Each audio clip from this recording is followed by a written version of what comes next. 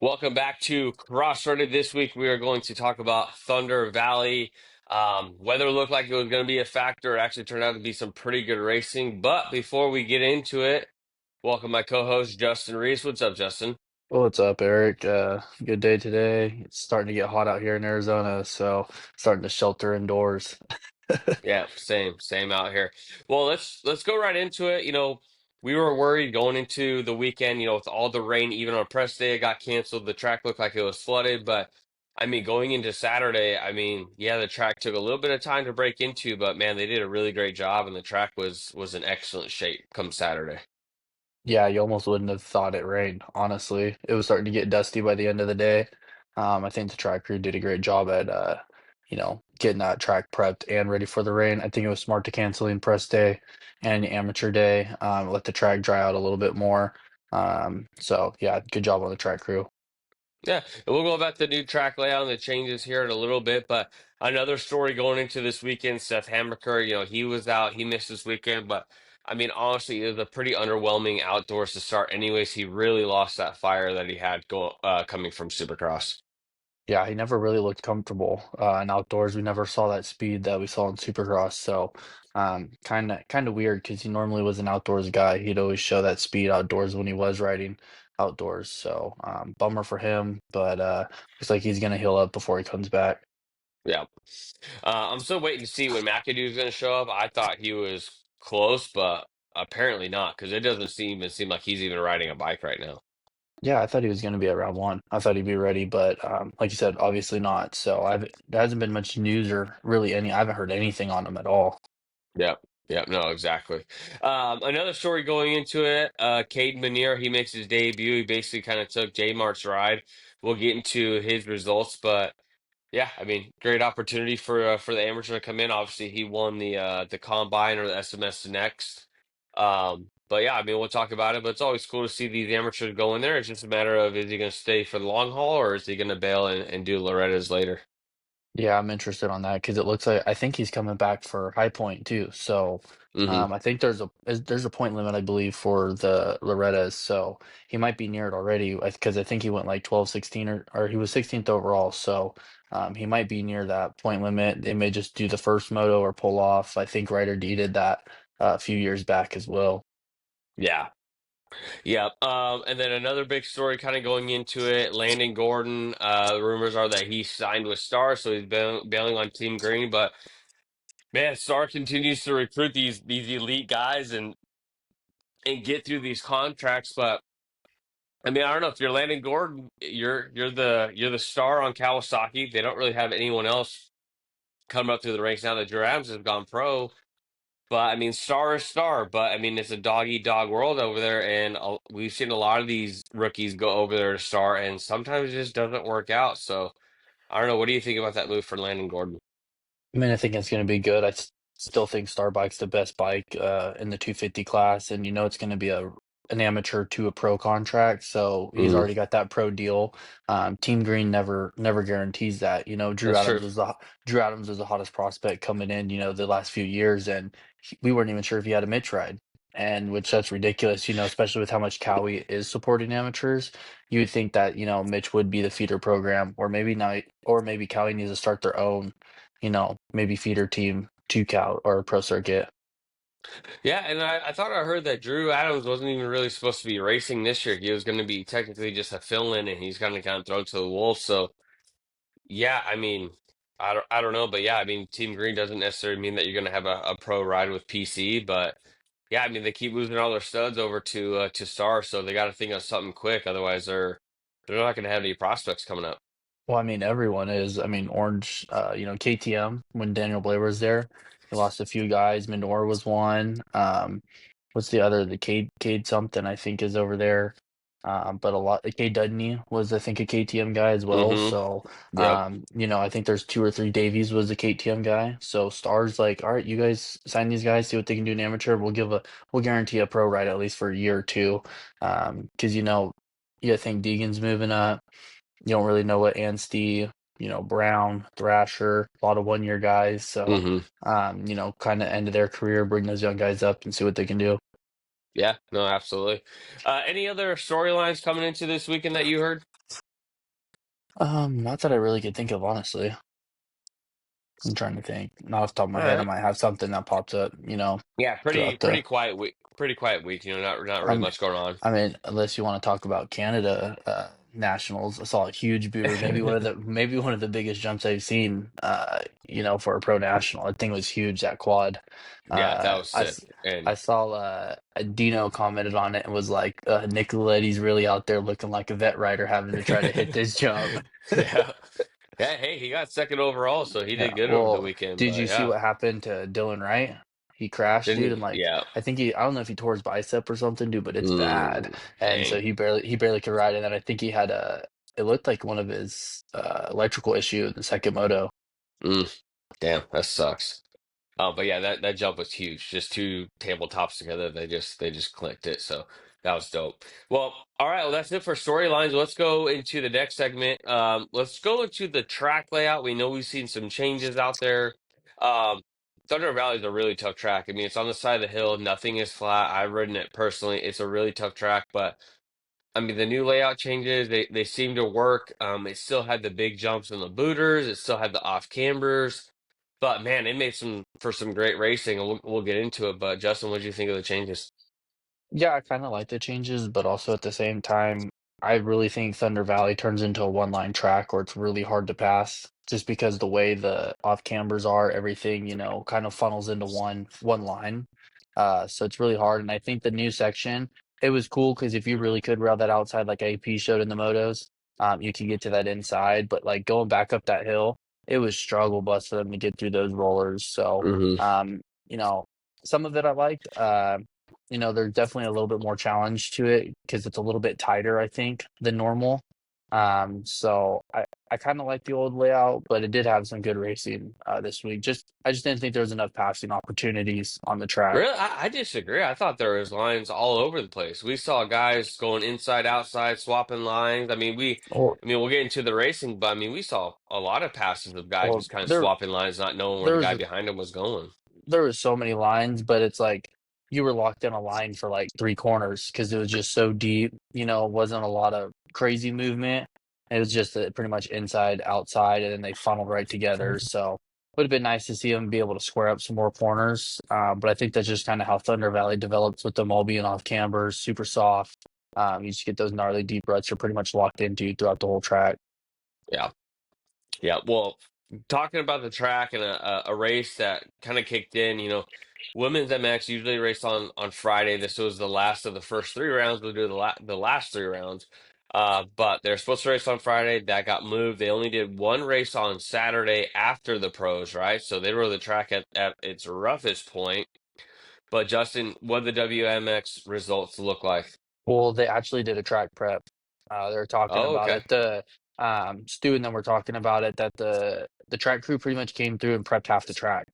So they knocked down a lot of the stuff for the women, but they were still ripping out there. We had a couple really good battles, third and fourth at the time on the last lap. Kyla Stallings and Moto KK came together, and you could see Mm-hmm. they could barely get their bikes up. They were so tired and exhausted.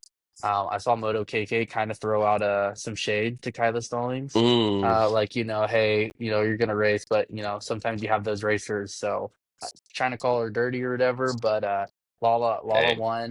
Lala won, and then you had the Aussie champ Charlie Cannon second, and then Jordan Jarvis got third, Moto KK fourth, and then Kyla Stallings got sixth. So they kind of faded back after their battle for third and fourth.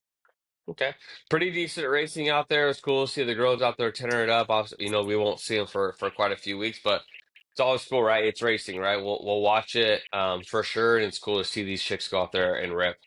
Um, all right, let's What do go you over to the yeah. what do you think about them being on the broadcast? Do you think they should have that every time? I feel like they should, especially with how some of the To women are be racing nowadays. Like, we have those girls that are winning the to be honest, 65 class you super can't do mini. it. You can't do it after the guys. Honestly, Yeah, I turned it off as soon as the guys were done. I turned off. I didn't realize the girls were showing it. it, They gotta do it during the intermission. yeah, that's what I was thinking. In between first and second motos, that way it gives these Hmm. guys a little bit of an extra break. They're not But going to complain. honestly, I even watched the highlights on YouTube that they put out, and they didn't even put the girls' race in there. Really? the NBC like yeah extended highlights. They didn't put anything about the girls race in there. So yeah, I think it's cool what broadcast. It's something to watch, but yeah, they got to do it in between the motos. They can't do it at the very end because Hmm. I know I logged off. I didn't watch it after the last one was over. Yeah, I watched it. I had nothing better to do. Well, let's go into qualifying. 250's Chance Hymas fastest qualifier with a 2:15 over Hayden Deegan, 2:16 followed by Masterpool, Marchbanks, Levi catching around at the top five. Drew Adams seventh overall, Mikkel Harup eighth, Shimoda and Crockett Myers with a top 10. But I mean, yeah, you look at this, there were a few different names up here that kind of showed some speed on a little bit different track from what we've seen. Yeah, I think Hymas being 1.1 seconds faster than Deegan was a big eye opener. We'll talk about them two later, but Hymas to be the fastest qualifier. Hymas has shown his speed. Paula, he snagged the fastest qualifier, so Hymas is proven that he does have that speed. He's just got to put the two motos together. Hangtown, I think he had a DNF, and then he kind of struggled the first moto, but maybe Hymas can kind of hang with Deegan maybe in some of these deeper ruts. Yeah, well, Tougher tracks. we'll get to Hymas later because there's someone that he reminds me of that's in the same class. 450, Okay. Justin Cooper goes out there, goes an absolute heater, 210, followed by AP at a 212. Two names that, well, Jay Coop, we've seen him at the top of the board before, but AP at second, very surprising, followed by Tomac, Jet Hunter, RJ Hampshire, Cooper Webb, Brad Todd from the United Kingdom throws up an eighth in qualifying. Cody Schock with a ninth, Jason Anderson with a 10th, and then Prado with an 11th. I know Prado had a little bit of a scare, kind of took him a while to get going. He almost missed qualifying, but he was able to get in a good lap in the last two. But yeah, Jay Coop throws on an absolute heater. We'll talk about how his day went, but man, yeah, he really dropped the hammer on these guys. Yeah, I think the biggest shocker is Jet fourth. I Yeah, think that's a 2.5 seconds off the pace. That is not Jet. yeah, That's kind of alarming, I mean, I know CJ talks about being exposed, but these guys are kind of putting speed, kind of matching lap times, kind of throwing their wheels in on Jet. And, we thought this wouldn't be happening at all. With the yeah. way, Jet kind of mopped everyone 2 years ago. He was doing really good last year.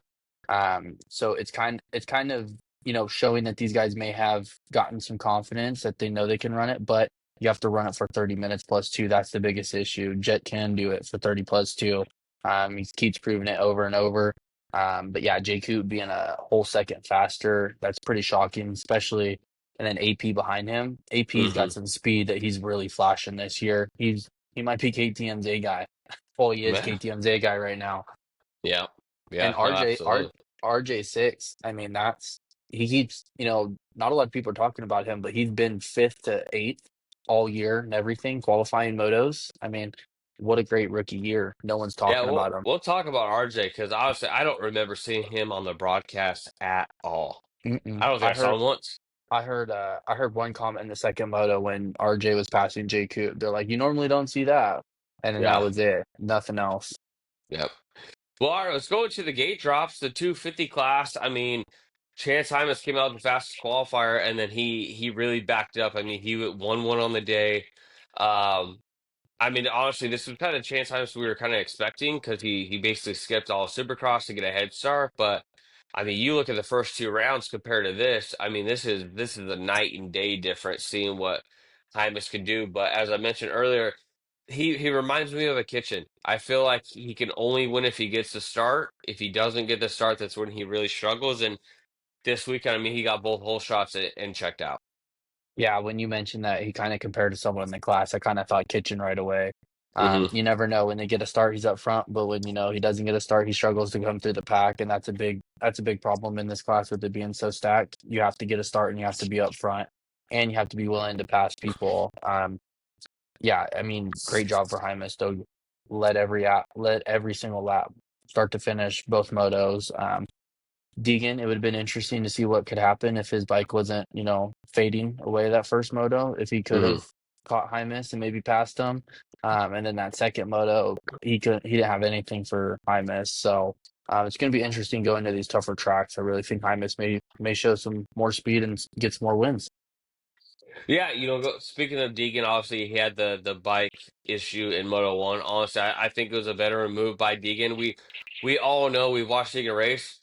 The time when he shines the most is that last 5, 7 minutes of a moto. That's when he really can hunt these guys down, and he was right on Hymus's tail. And then he had that bike issue. But I mean, to me, it was smart. He very well could have rode the Well, balls off of that bike and torpedoed it, and then gotten a DNF, and there goes his points lead. But I mean, he was able to hold off Marchbanks in that first moto, and then yeah, the second moto was really surprising. He's right behind Hymus. I know you made a mistake, but yeah, I mean, Deegan really didn't have anything for Hymus all day mhm. long. Yeah, and Deegan posted a thing. Just wanted to hear it from me. I don't know if it's another excuse because he got beat up. He doesn't want to be cooked by Hymus again. But he said he was still sick and this and that. And it's like, come on. I mean, you talk all this trash. You gotta win this. So, but that first moto, he had to save that bike. I mean, if we maybe had Hmm. one more lap left, I don't know. No, I don't know if he would have finished the moto. I don't think it was or going to survive. Marchbank Um, would have passed him for sure. well, Marchbanks should have got him on that last lap, but that lapper cut right in front of Yeah, Marchbanks, and I saw Marchbanks had that. to Yeah. check up. So in reality, I was looking at the times. If we had one more lap and Deegan was able to survive, he was losing about 25 seconds a lap. Hmm. He would have been like ninth, maybe 10th. Yeah. So that would have been a huge point swing, especially with Hymus going ending up 1-1 on the day. That would have put Deegan way off the podium. So that's another huge thing for him to be able to salvage that bike. But that's kind of the price you pay when you're fully revved out, on the rev limiter like it's a street bike. Yeah. Yeah, no, exactly. Well, talking about PC, I kind of put the notes in here. Who do you have as PC's number one rider right now? Because you think Kitchen, but the Flash hasn't been there, he hasn't lived up to the hype. Marchbanks has been really impressive, but this weekend Levi gets on the podium, and you look at the points. Levi Kitchen is 1 point ahead of Marchbanks, but who do you think's the number one PC rider? Who's going to finish at the top at the end? I really want to almost say Marchbanks, honestly. I think with just the consistency that we've seen so far. Um, I mean, it sucks because Kitchen got a third place with an 8-3. I mean, Hmm. that you never really see that ever. That's a straight 250 score. So, Marchbanks was third, Masterpool fourth. They were running up there. I mean, even Drew Adams a fifth. It would have been nice to see what happened that second moto. I don't know if he had a bike blow up or what happened, but he finished 34th. So, Yeah. we could have easily seen a podium for him if he went 5-5. So, Yeah, he's even he's Marchbanks goes 328. I mean, obviously he had a really bad he second went moto. yeah 3-3 and 8, Yeah, 3-8. 328. No, he went eighth. He had his transponder fell off. I think he Oh, had a okay. first turn crash and his transponder fell off. He posted, and he actually Gotcha. worked his Okay. way all the way up to four or eighth, and he got fourth overall. So him and Kitchen tied on points, but they just obviously had flip flop scores. So yeah, I almost got to say Marchbanks is their number one right now until Kitchen can really prove and be consistent and run up there both motos each week. Yeah, I think that's the biggest thing. Marchbanks has just been he's been the most consistent rider for sure.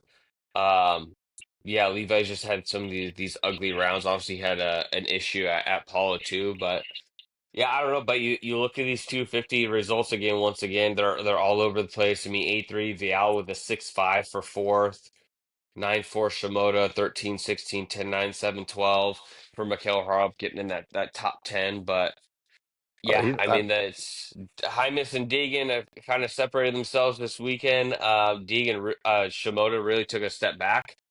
I Mhm. mean, we'll see. Maybe these deeper ruddier tracks are going to be an issue with them, but yeah, I mean, overall, Masterful he gets a ninth. Jur Adams gets a 13th. Moseman, kind of a rough day. He had a rough first moto.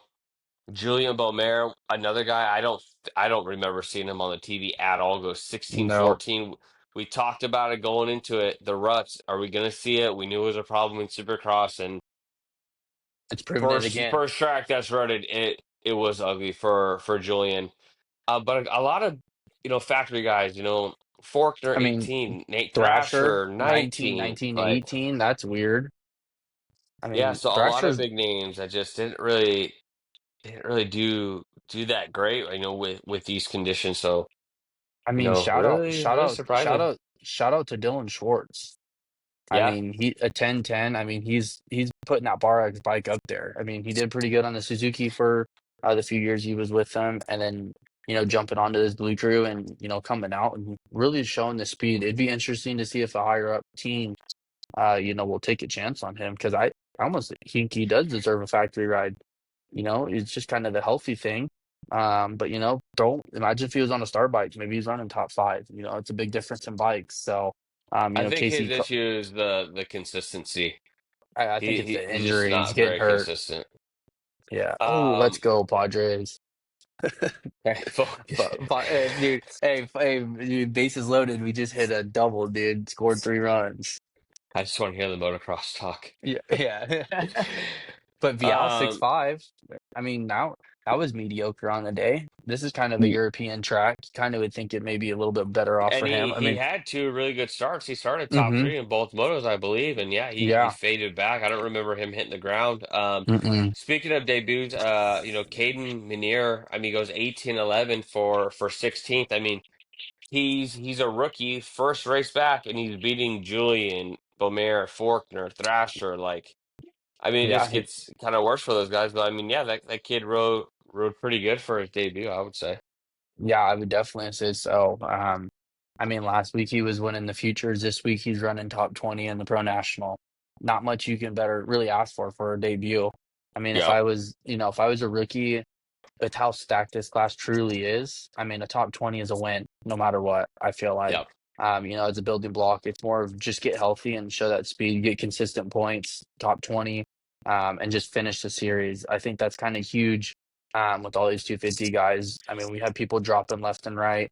These guys are going to crash and have a bike problem at least one or two motos, because these guys are just balls to the wall.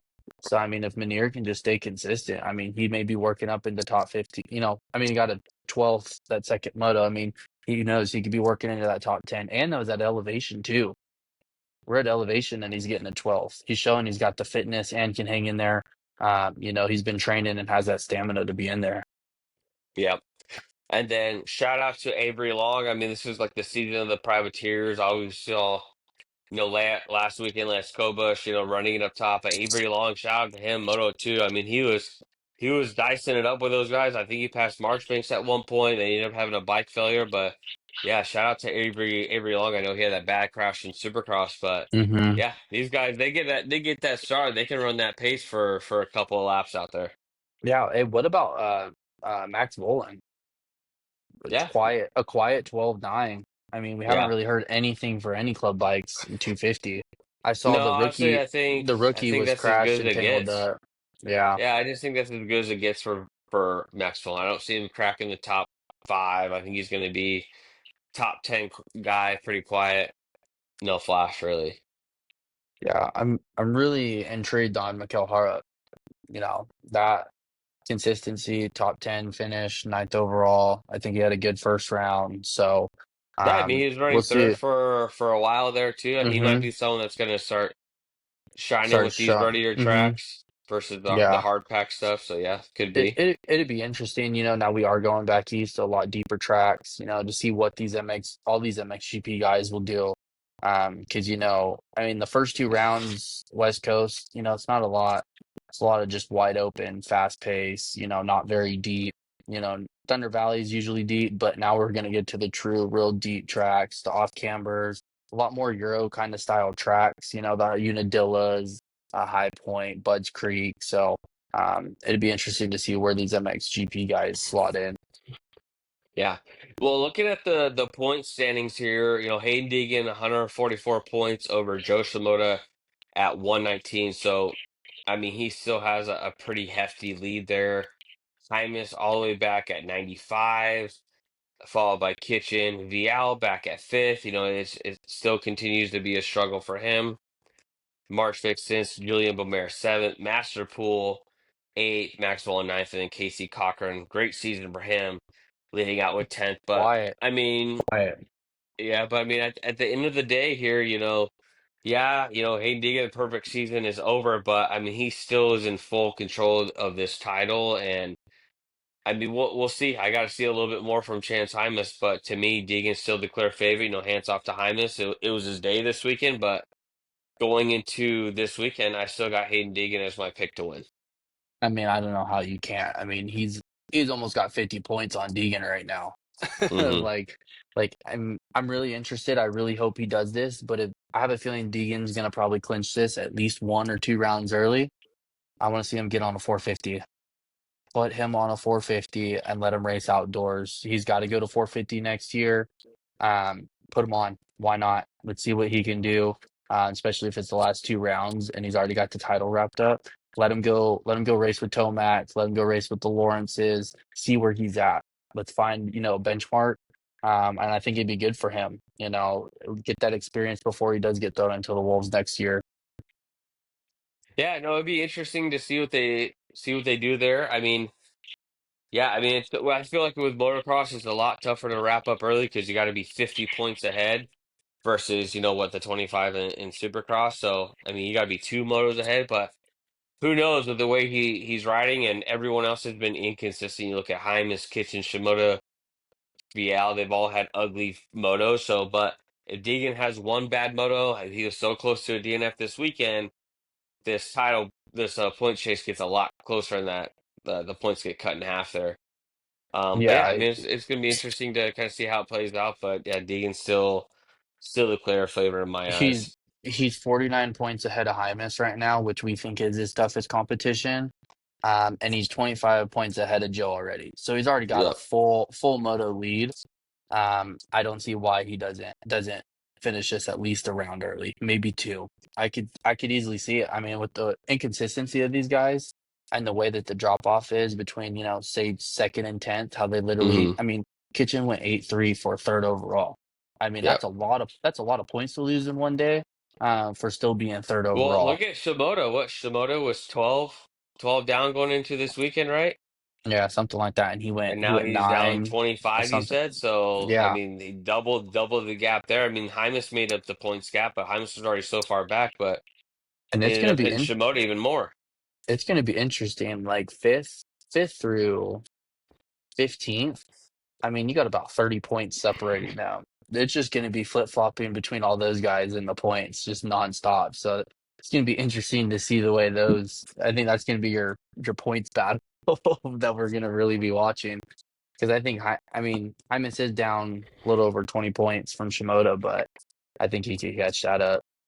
Yeah. Um, all right. Anything else for the 250 class? No, I just think Deegan. I mean, we got to see what happens at High Point. I still think Deegan's, going to go 1-1. I can't say he's not going to because just the way his speed is. But Hyman's definitely Yeah. showed that speed, but he doesn't have that consistency. So we'll see what he can do. Yep. No, exactly. Like we said, Hymas has got to get the start to win. We have yet to see him come through the pack and do it. We know Deegan can. All right. Going over into the 450 class, I mean, Jet bounces back. He goes 1-1. Now, it wasn't any pure domination. That first moto was a little bit dicing up with AP, but I mean, Jet, he gets it done right now. It's not in the most impressive fashion, but at the end of the day, AP's been the only one that's been able to pass Jet and take the lead away from him. And if I'm Jet, I'm fine. If AP's the guy I got to worry about, no problem, because we saw in Moto 1 how quickly he was able to get around AP and check out. Yeah, I think we had some great motos. It's cool to see AP really running up there. Normally, AP would get a start and fall to like 20th. So Hmm. it's cool to see him going up there and, like you said, to track down Jet and pass him in the moto and hang with Hmm. there. And, we don't ever see that. Uh, I think the big topic is Tomac. Um, he showed he has the speed, but it's almost like a confidence thing. He just making those passes. It's almost like he's a Hmm. little too hesitant. He's not going that full beast mode, to get by people. He's kind of settling. He even said he's like, I'm eating too much roost. So he needs to get better starts, but it's hard when the Lawrences are 1-2 pretty much almost every time off the start. They have those starts dialed. So it's going to be tough for Tomac to do that, but he shows he has the speed. Um, you know, he was closing up on Jet. He would get in there, but then he would just make a mistake from just it almost looked like he was charging so hard. He was slamming into the rut so hard. that it was not smooth. It was costing him time because he was too aggressive, Well, to and me, then we saw him tip the front.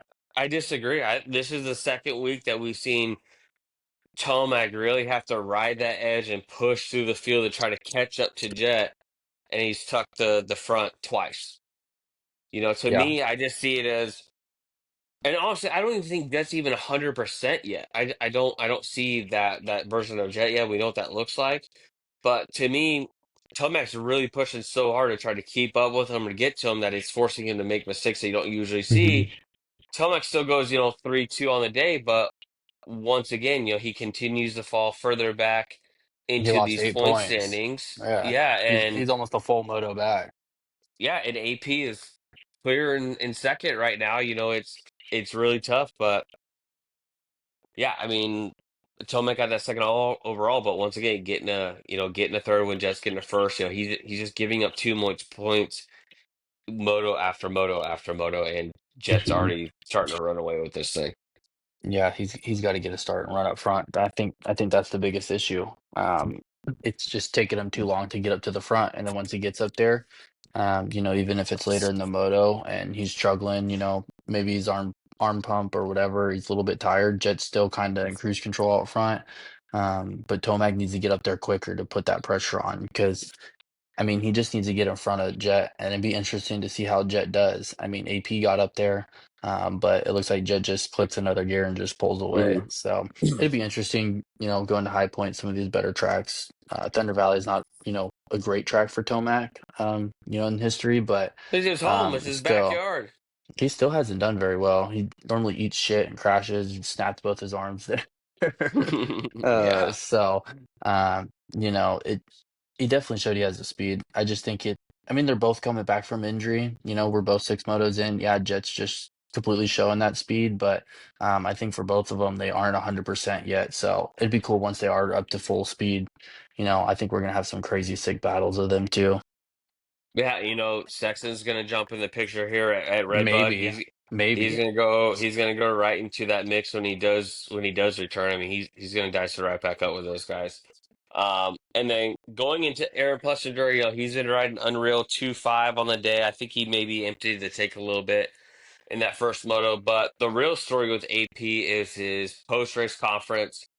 One of the guys asked, how he feels about Tomac being his new teammate, and he went on stands with all the great guys that you run with. But who knows? I don't know. Maybe AP just kind of spilled the beans, just kind of locked it in that maybe Tomac to KTM is already a done deal. I think everyone pretty much already knows that. I mean, it'd be interesting though. I mean, maybe Sexton's there's rumors that, checks are bouncing and not cashing and Sexton hasn't been paid bonuses. So, maybe Sexton's just holding out on KTM. I ain't racing until y'all pay me my money. So who Well, and knows? talking about Sexton, you have to think that he's watching. He's seeing Prado continue to struggle. Prado ends up going. I got to scroll all the way down to find out he had a He went eight DNF. thirty. Yeah, both the Cowies DNF'd. I think both their bikes blew. Yeah, so you got to think that Chase Sexton, he's seeing this happen right in front of his eyes, and he's got to be second guessing this Kawasaki, hearing about how slow it is, how hard of a time Prado is. Was it 4-time MXGP champ? How much the struggle he has. Sexton's got to see this and be like, oh man, I don't know. And then seeing AP rip on the KTM, AP's bragging about his bike, but if you're Chase Sexton, you got to be sitting there maybe second guessing and be like, I don't know about that Kawasaki.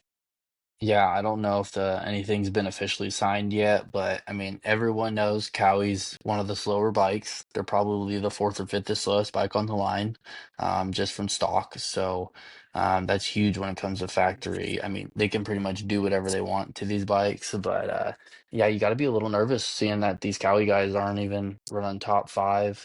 Especially but Prado even talked about, he's like, we used to do pretty much whatever we wanted to in MXGP. So it's a lot different learning that. But yeah, you gotta be worried a little bit. To me, it doesn't matter. You look at these results. I mean, you can't put all the blame on the bike watching this because I Oh mean, no. Prado's getting beat by guys what he got beat Other by Cody MXGP Schock. guys, Yeah, he got beat Valentini, exactly. Yeah. So to me, it's Dabita. not only that. There's so much more to it. Toward the bike isn't that big of a problem. I mean, it's just been really ugly with Prado.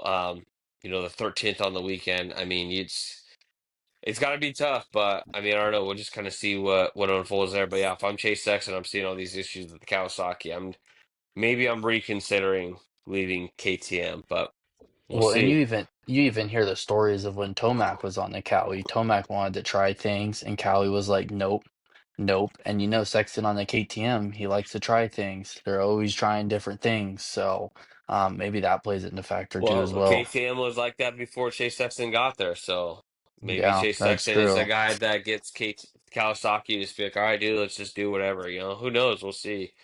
Um, Jay Coop, his day really didn't live up to the hype that he had. He got a fifth in Moto One, bounced back with a third in Moto Two for fourth overall.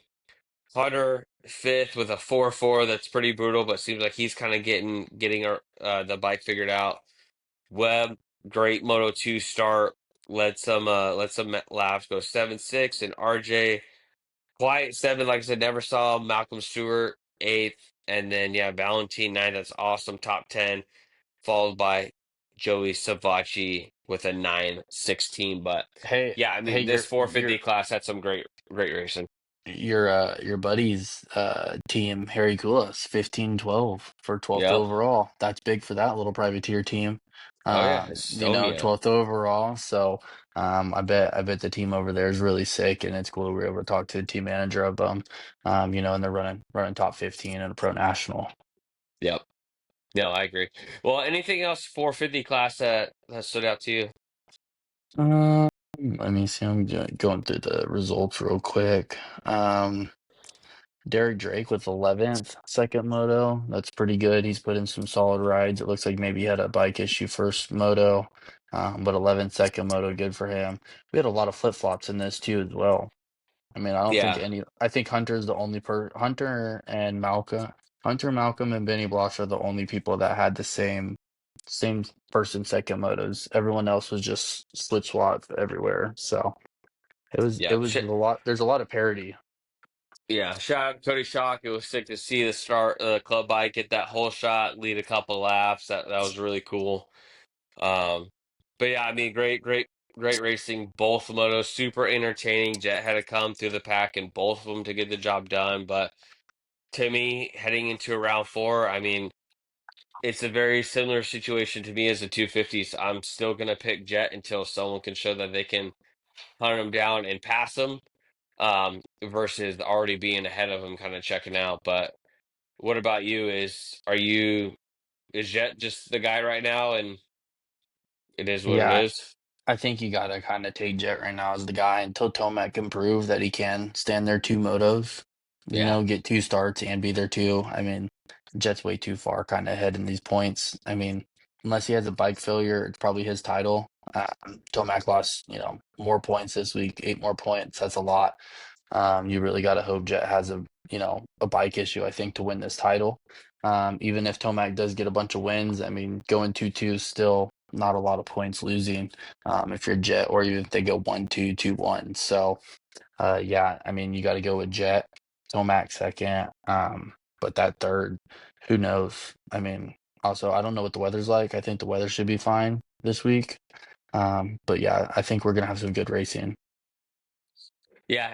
When you look back to the Chase Sexton, Eli Tomac season, they were swapping overalls, going 1-2, 2-1, and you know Tomac just hasn't been able to do that with Jet yet.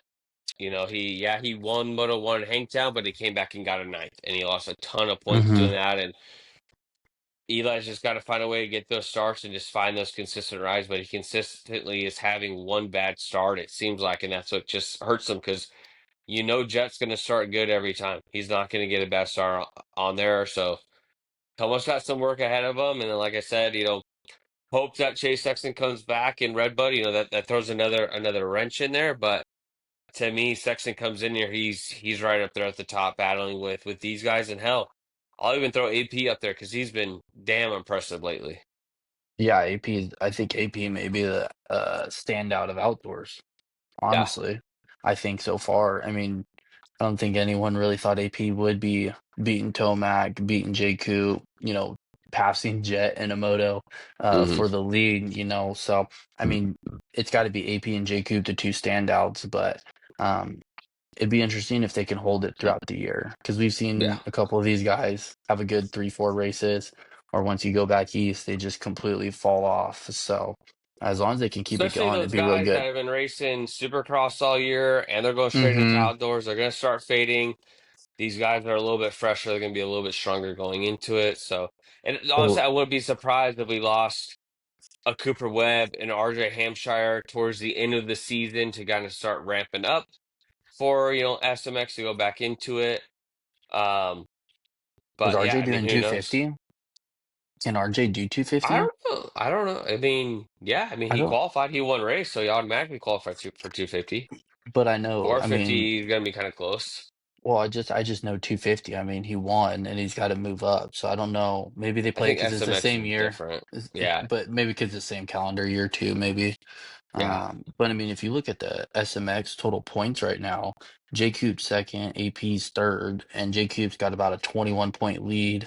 Webb's got a 50-point lead on them, but J Cube and AP are going to pass Webb throughout the outdoors and points. Yeah. So, we might be seeing J Cube with the number one, 25 points coming into the title. So, for that 3-round series. So it'd be interesting the way this SMX, turns out at the end of the year. Yeah, I mean, and we kind of knew that was coming because we all figured Jay Coop was going to be better than Cooper Webb's going to make up those points. But to be honest, Jay Coop could go to number one seed in SMX and he's not going to win.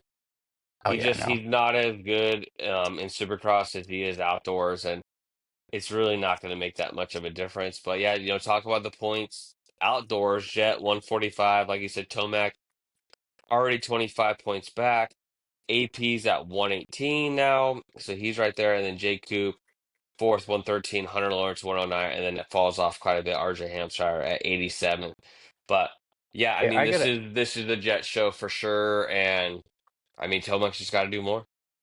I got an idea for the SMX.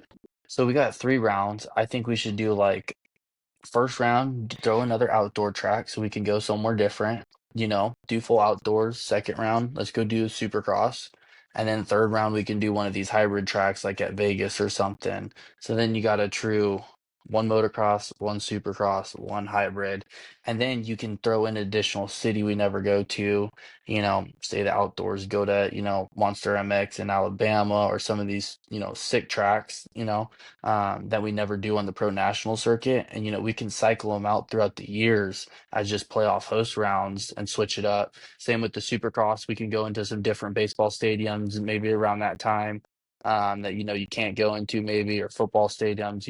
I think it'd be cool, to have that mix and then, end up in Vegas, Well, I with think the that's hybrid what's track. tough is that SMX is in the middle of September. Baseball season's going on full blown. Hmm. I think football season's kind of already getting revved up and Yeah. going by then too, college football. So I think they really kind of get limited. And there's always the talks of like doing an outdoor track, but put some supercross rhythms in it. But the problem is there's not really the spectating when Yeah. you go to the outdoors, and especially if they want to try and make some of these night races to really get that spectacle. I know Dallas was daytime last year, but it was the worst one out of all of them. So, Hmm. but yeah, I don't know. I mean, whatever they do, it's just more racing. I'm here for. I honestly I think they need to cut the Supercross season short a couple rounds so that these guys have a longer break before going into outdoors.